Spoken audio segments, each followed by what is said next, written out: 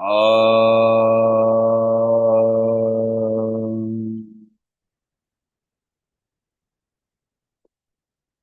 Om.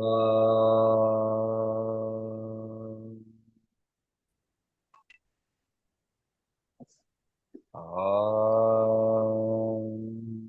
Shri Gurubhyo Namaha. Harihi Om. Guru Brahma, Guru Vishnu, Guru Devo Maheshwaraha, Guru Sakshat Parabrahma, Tasmai Shri Gurave Namaha. Vakratunda महाकाय सूर्यकोटि समप्रभा निर्विघ्नं कुरु मे देव सर्वकार्येषु सर्वदा सरस्वती नमस्तुभ्यं वरदे कामरूपिणी विद्यारंभं करिष्यामि सिद्धिर्भवतु मे सदा So to carry on with our study of Soundarya Lahari, we will go to verse number 60. Saraswatyah. There is a visarga there. Saraswatyah suk suktir amritalahari kaushalahari. Saraswatyah suktir amritalahari kaushalahari. Pibantyah sharvani. Pibantyah sharvani. Ravanachulukabhyam aviralam. श्रवणचुलुकाभ्यामविरलम् पिबन्त्यः शर्वाणि श्रवणचुलुकाभ्यामविरलम् सरस्वत्या सुक्तिरमृतलहरी कौशलहरीः पिबन्त्या शर्वाणि श्रवणचुलुकाभ्यामविरलम् चमत्कारश्लाघचलितशिरसः कुण्डलगणो चमत्कारश्लाघाचलितशिरसः कुण्डलगणौ झणत्कारैस्तारे प्रतिवचनमाचष्ट इव ते झणत्कारैस्तारे प्रतिवचनमाचष्ट इव ते चमत्कारश्लाघाचलितशिरसः कुण्डलगणौ झणत्कारैस्तारे प्रतिवचनमाचष्ट इव ते सरस्वत्या the she who is Saraswati. So she who is Saraswati. So that is Saraswati, goddess Saraswati. Sukti. Now the sayings or the divine teachings or divine knowledge in the Vedas is put together in the form of what is called a sukta.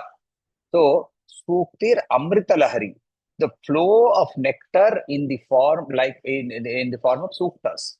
So for example, the Rudram that we chant is called Rudra Suktam, Chamaka Suktam, Purusha Suktam, Devi Suktam. So the suktas, the Amrita Lahari of suktas, Kaushala Hari.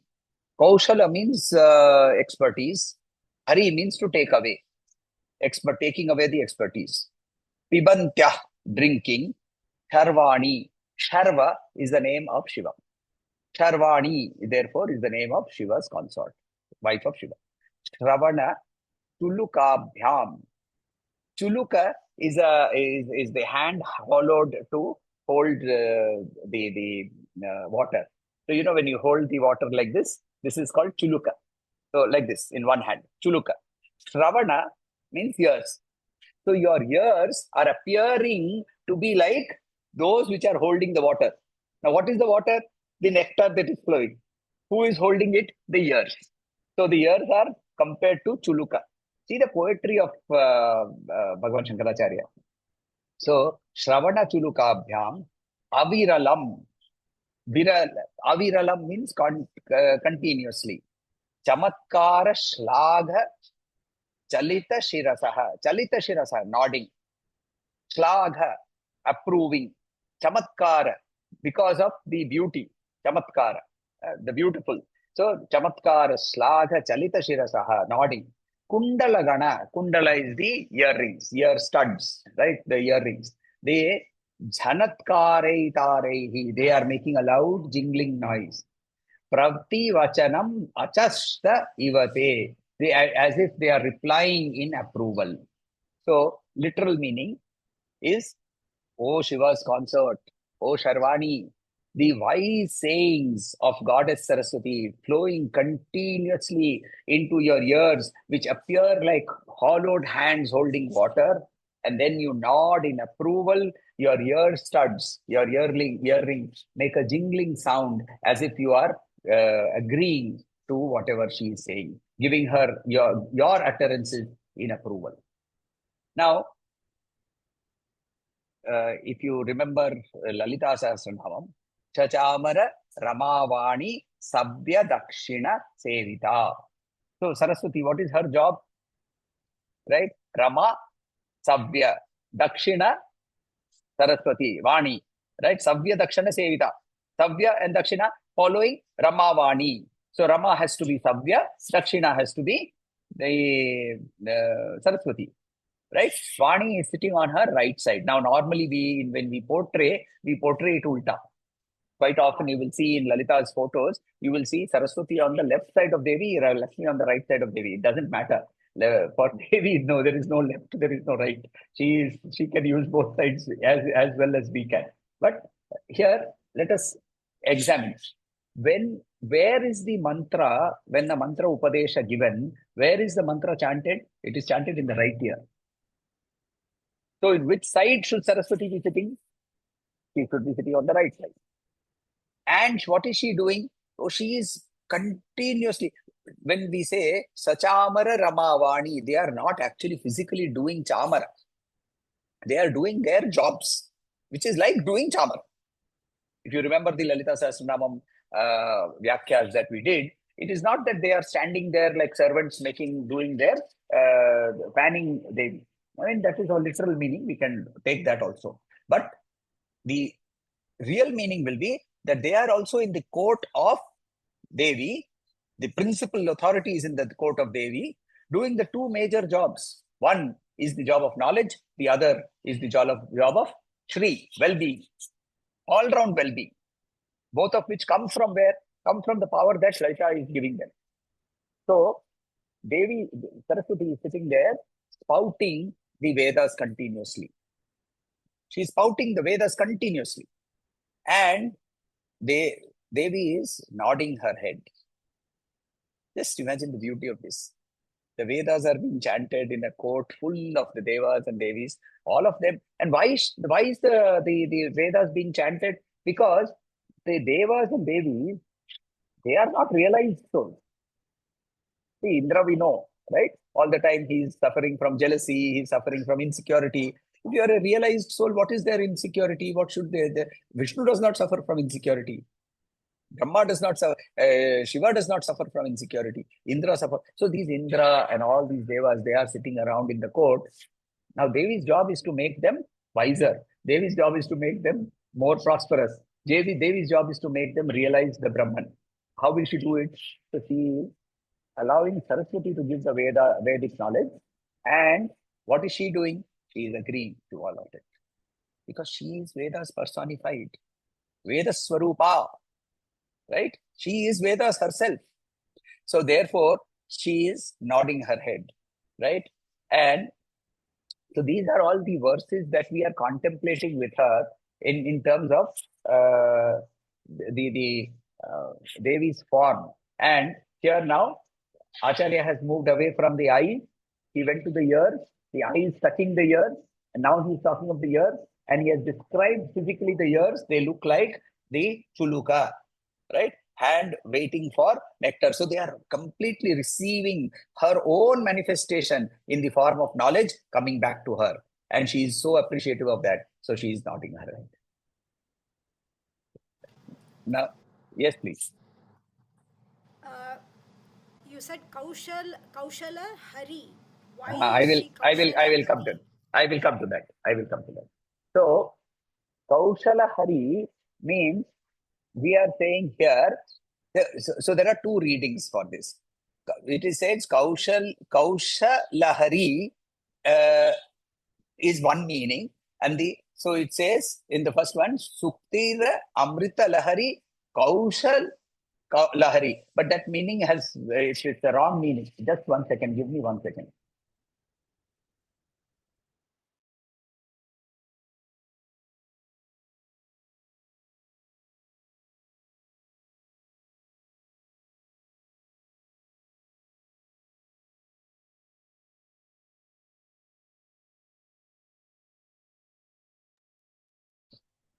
So when we see the words Kaushal Lahari, here means basically she is absorbing. Here it does not mean removing.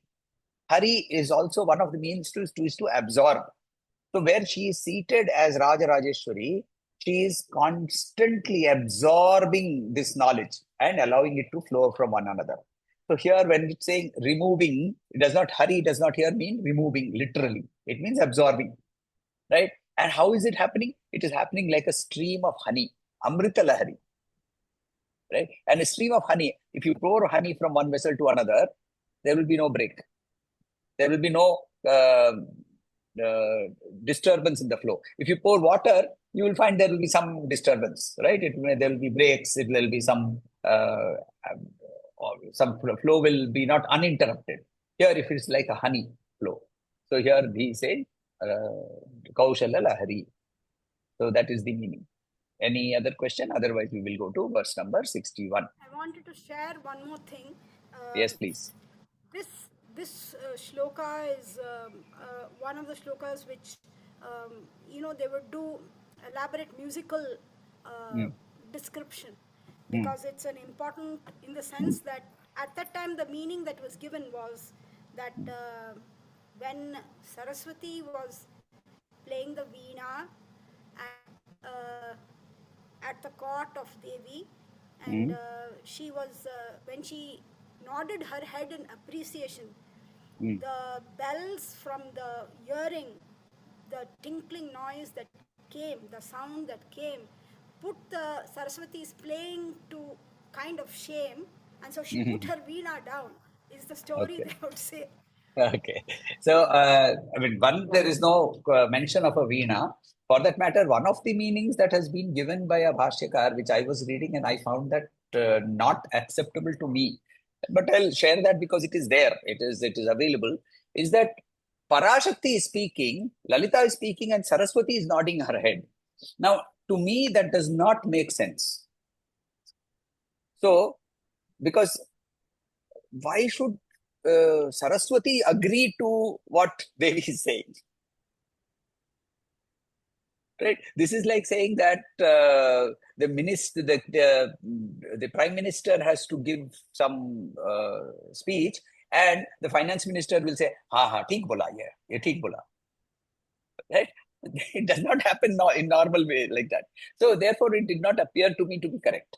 So, and obviously, if you read the literal meaning of these words, the question of Veena has not arisen here, right? There is a mention of the musical instruments. We will come to that later. It's after the 80, there will be some mention of the musical instruments, the ayudas, all of that will be coming. But right now, he's basically slowly, if you understand, he's slowly moving away from the eyes and he has come to the ears. Right. Now let us do verse number 61.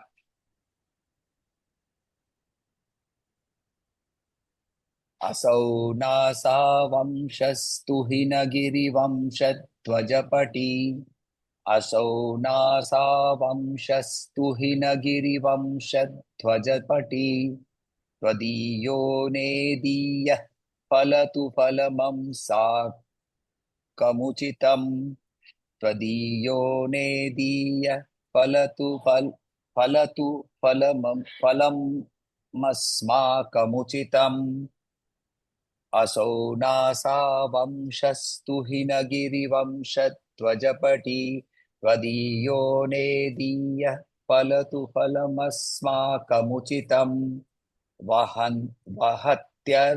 वहत्यन्तर्मुतः शिशिरकर निश्वासगलितम् वहत्यन्तर्मुतः शिशिरकरनिश्वासगलितं समृद्ध्यायत्तासां बहिरपि च मुक्ता मणिधरः समृद्ध्यायत्तासां बहिरपि च मुक्ता मणिधरः वहत्यरन्तर्मुतः शिशिरकरनिश्वासगलितं समृद्ध्यायतासां बहिरपि च मुक्ता मणिधरः असौ NASA वंशस्तुहिनगिरिवंश वंशध्वजपटिं त्वदीयो नेदीयः फलतु फलमस्माकमुचितं वहत्यन्तर्मुतः शिशिरकरनिश्वासगलितं समृद्ध्यायत्तासां बहिरपि च मुक्ता मणिधरः असौ here Nasa Vamsha. Vamsha means here bamboo, not family tree. Here means Nasa means nose. Vamsha means bamboo. Tuhina Giri. Giri means mountain. Tuhina means snow. Snow mountain. Here the second Vamsha. Here is the family. Dhwaja Pati. High flag belonging to the Tuhina Giri Vamsha. Tvadiya, yours. Nediya, quickly. Falatu, reward. Phalam, asmakam, uchitam. Consequent effects, correct effects on us. Vahati, antarmuktaha. Vahati, carries. Antarmuktaha. Antar, inside, pearls, muktaha. Shishirakara. Shishirakara means cold, cooled breath. Cooled, nishwasa. Galitam, through the force of pushed out. Galitam means here pushed out, not melted. Shishirakara nishwasa galitam, pushed out by this cold breath. Samriddhya, abundantly endowed. Yet tasham, out of this. Bahirapicha, outside too. Muktamani dharaha, wearing a pearl. So here he is saying, Tuhina Giri Vamsha Dhwajapati, you are the flag of the Vamsha of the Himalayas. You are the flag, which means you are the highest pinnacle. Remember, in any temple, what is the highest point? The highest point is the flag, right? Not the Kumbha. On the Kumbha, there is a flag, and the flag will be at the highest point. So that is, here he is saying, you are the flag of the Vamsha of Tuhinagiri. You are the flag of the Himalayas, flag of the Vamsha of Himalayas. You are the highest in the Vamsha of Himalayas. Your bamboo-like nose. The nose is straight like a bamboo, right? All our noses, we will have somebody like a beak, somebody will have a flared nose, somebody. Her nose is beautiful, right? And in Lalita Sahasranamam, the nose has been so beautifully described like a stem of a champaka tree. So there, her nose also, it's a beautiful description, bamboo-like nose. You quickly reward our desires and also give us the effect of whatever our karmas. Pearls which are formed within your nose, literal meaning, are pushed out by your breath and they appear through the left nostril. They are pushed out and they form the nose ring. They form your nose ring. Now, what is all this complication? No complication, very simple. We have to understand what this. So, if you go to a forest, dense forest of bamboos, what happens is the inner pith of the bamboo, it starts forming globules that look like pearls. They are not pearls. They look like pearls. So many times in poetry, you will be told that pearls are formed inside bamboos. No, they are not formed inside bamboos, but pearl-like substance, right? It appears physically, looks like pearl. It is hard, it is glowing, and it comes from the pith of the bamboo. Old, ripe bamboo, the pith becomes bamboo like this. Now, how do they take out those pearls? They push in air from one side. So the pearls will come out, the pith will come out from the other side, right? Which nostril is she blowing from? She is blowing from the left nostril. Why? Cool breath. cool breath. Now, in our system, the left nostril is said to be the Ida Nadi. It connects to the Ida Nadi. The right breath connects to the Pingala Nadi. So the Ida Nadi is connected to the moon. Pingala Nadi is connected to the sun. If you are feeling depressed, if you are feeling very low down, if you are feeling not having energy, simple remedy. Close your left nostril and breathe from your right nostril. Do that for 10 minutes. Suddenly you will find your depression has gone, your energy has changed, you're feeling active. What has happened? You have imbibed the energy of Surya into your body. Similarly, you are feeling very active. You are not able to settle down. Your mind is continuously jumping around. You are having physical fever. Your actually body is hot. Breathe from the left nostril. And you will find the body cools down.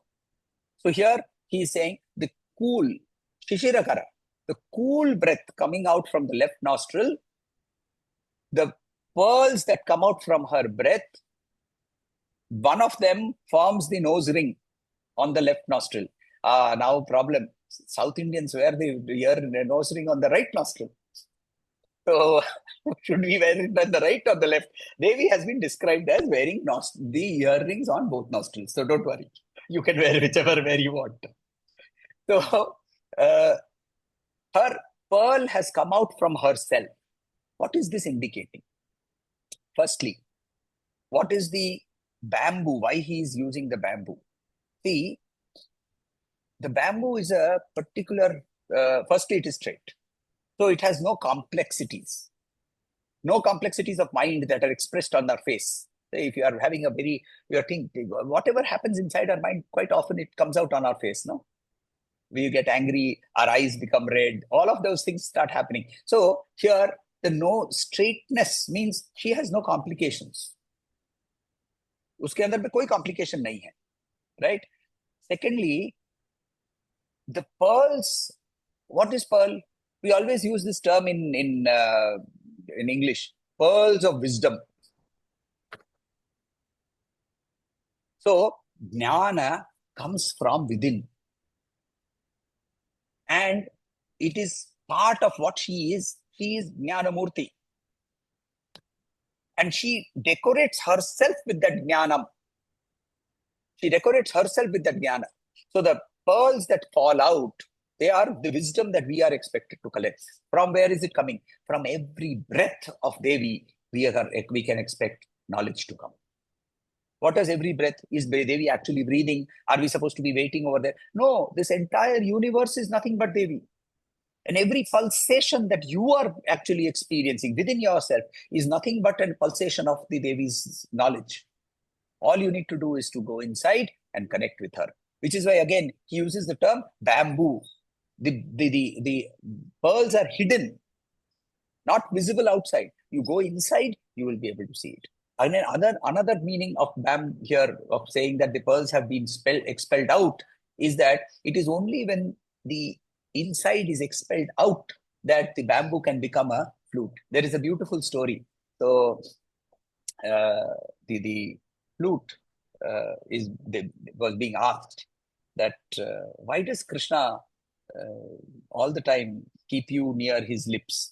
All the time he is keeping you with him. Why does Krishna always carry you? Why does he keep? So the flute says, because I emptied myself so that he can blow through me. Mhm. मैंने अपने को खाली कर दिया ताकि वो मेरे अंदर से श्वास ले. And therefore, वो मुझे हर समय पा सकते हैं.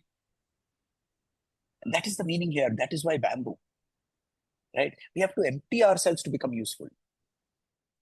And when the ego completely goes out, the pearls of wisdom are absorbed by us and we are seeing her form. So now see, Acharya has moved away from the eyes, he went to the ears, he's come to the nose, and he's slowly looking at. So we started with the hair, we looked at the forehead, we looked at the moon forming here on the forehead, right? The Ashtami Chandra Vibhraja, we saw all that beautiful descriptions. Then we moved to the eyes, he stayed on the eyes, the eyebrows and the eyes, then he described the ears, and now he's moved to the nose. That is where we will stop for today with and then we will move to Yoga Meenakshi.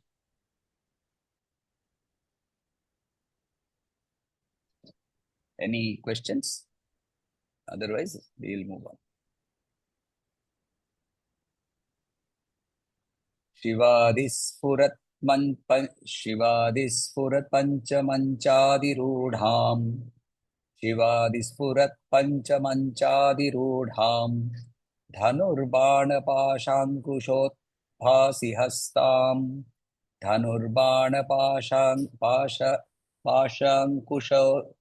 पाशाङ्कुश पाशाङ्कुशोद्भासि हस्ताम् शिवादिस्फुरत् पञ्चमञ्चादिरूढाम् धनुर्बाणपाशाङ्कुशोद्भासि हस्ताम् नवीनार्कवर्णाम् नवीनेन्दुचूडाम् परब्रह्मपत्नीम् भजे पाण्ड्यबालाम् नवीनार्कवर्णाम् नवीनेन्दुचूडाम् परब्रह्मपत्नीम् भजे पाण्ड्यबालाम्.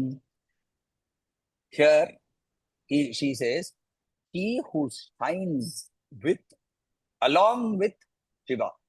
Shivadi Spurat. Spurat means to shine. Right? Now, two different meanings have been taken here. Shiva Yukta Adi is Shivadi. Right? Adi means first. So, she who precedes the Shiva. And which is right. What do we say? Uma Maheshwara, Radhe Shyam, Sita Ram, right? Radhe Krishna. We don't say Ram Sita. We don't say Krishna Radha. She precedes him because without her he function. Where did we see this?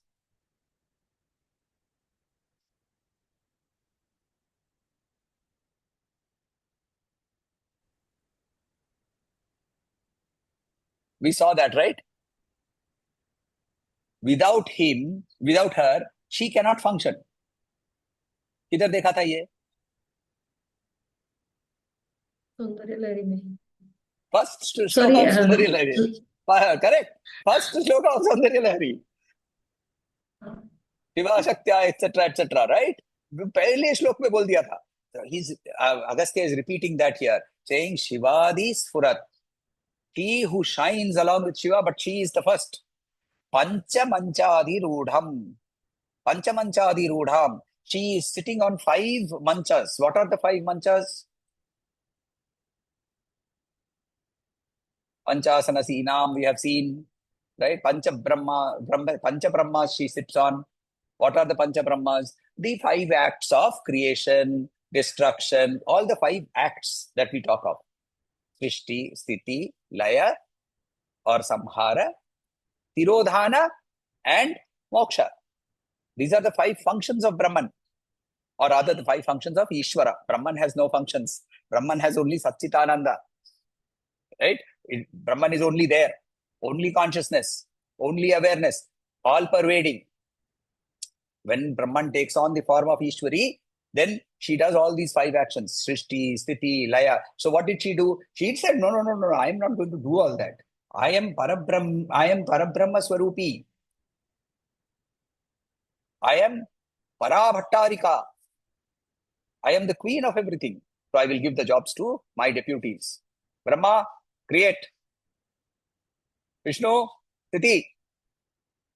Rudra, Laya, Samhara. Right? Ishana, go Tirodhana. Sadashiva, Moksha. So all of them come sit around me and do your duties. I will only observe you. And you report MIS every month.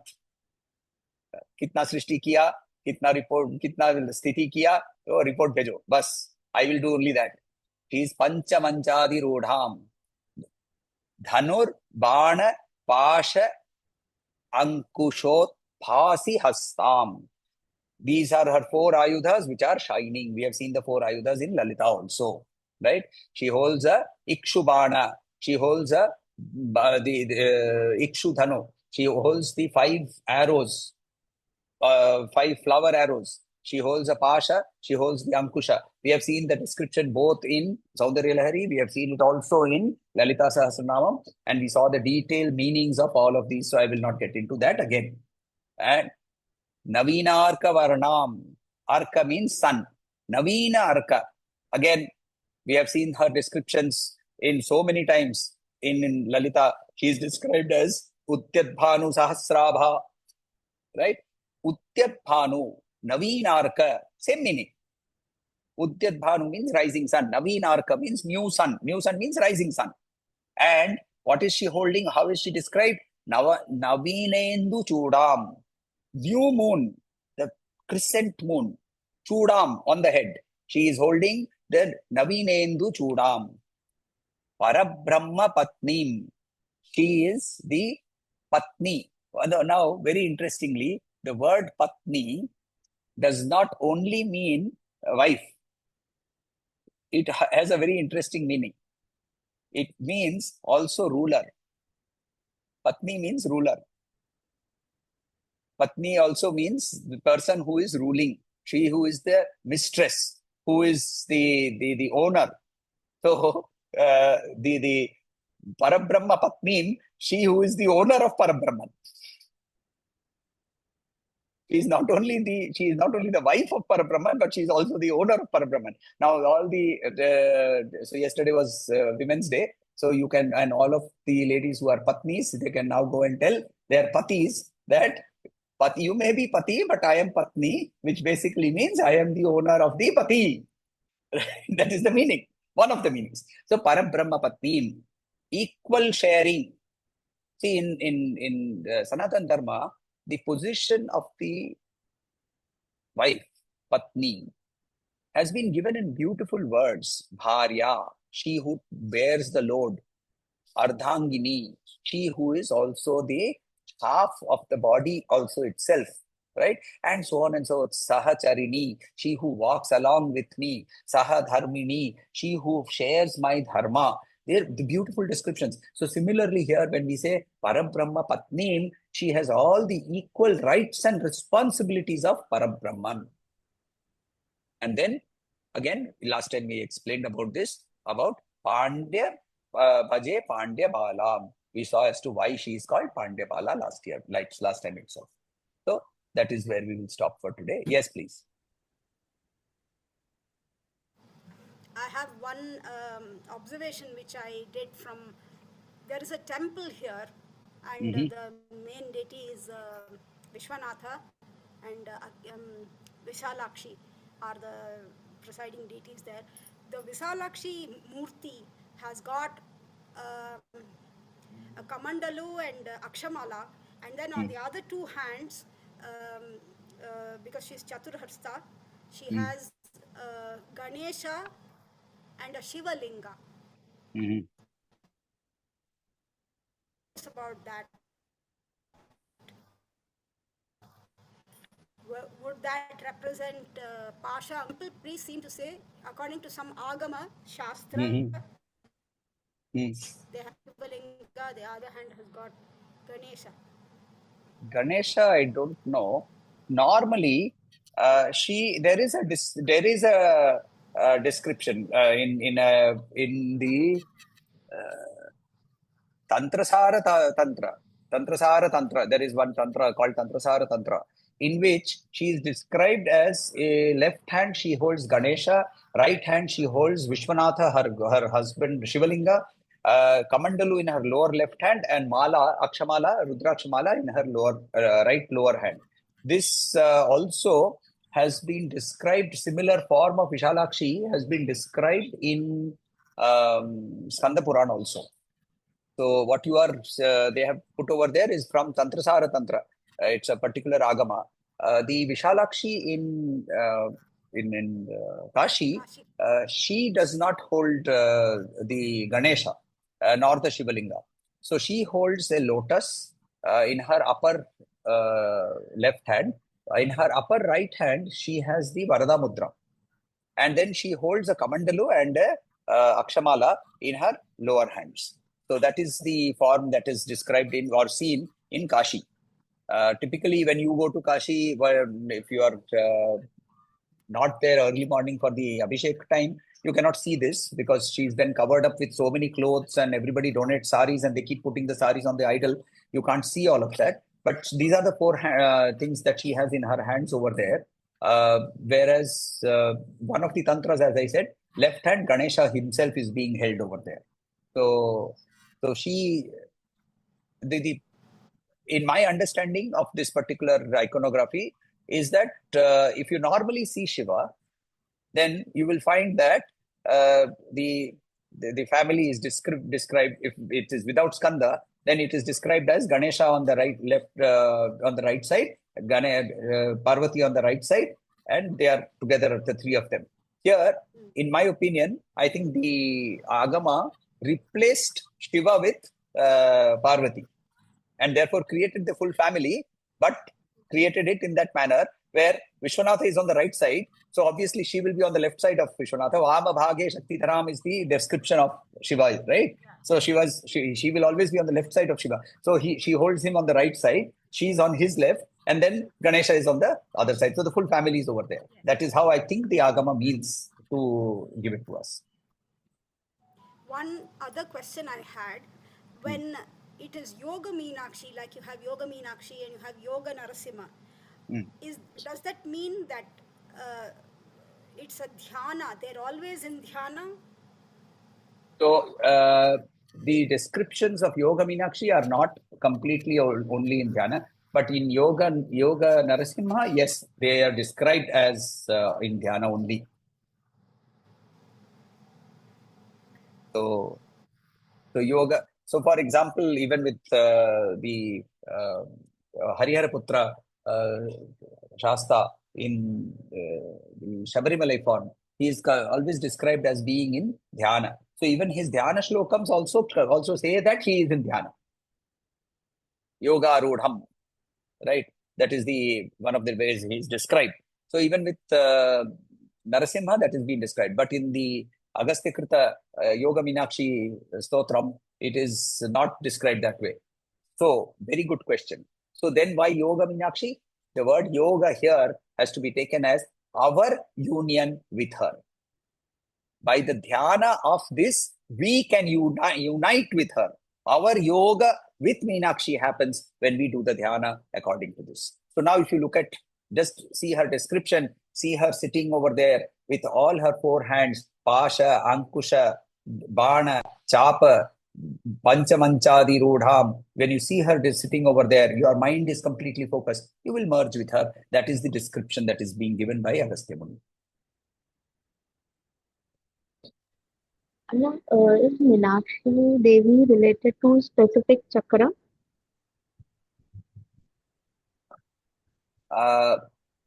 Devi in all her forms is not related to any chakra specifically.